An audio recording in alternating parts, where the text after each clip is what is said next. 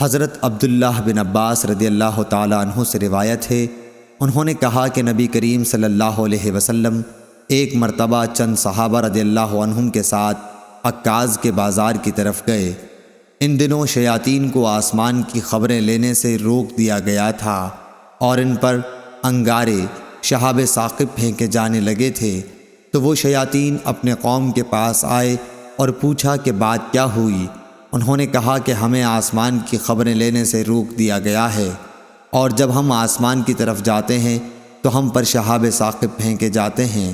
شیاطین نے کہا کہ آسمان کی خبریں لینے سے روکنے کی کوئی نئی وجہ ہوئی ہے، اس لیے تم مشرق و مغرب میں ہر طرف پھیل جاؤ اور اس سبب کو معلوم کرو جو تمہیں آسمان کی خبریں لینے سے روکنے کا سبب ہوا ہے۔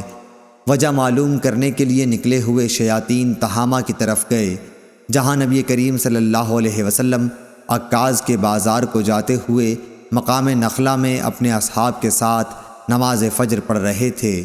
جب قرآن مجید انہوں نے سنا تو غور سے اس کی طرف کان لگا دیے، پھر کہا اللہ کی قسم یہی ہے جو آسمان کی خبریں سننے سے روکنے کا باعث بنا ہے۔ پھر وہ اپنی قوم کی طرف لوٹے اور کہا قوم کے لوگوں، ہم نے حیرت انگیز قرآن سنا جو سیدھے راستے کی طرف ہدایت کرتا ہے، اس لیے ہم اس پر ایمان لاتے ہیں اور اپنے رب کے ساتھ کسی کو شریک نہیں ٹھہراتے۔ اس پر نبی کریم صلی اللہ علیہ وسلم پر یہ آیت نازل ہوئی، قل اوحی الی، آپ کہیے کہ مجھے وحی کے ذریعے بتایا گیا ہے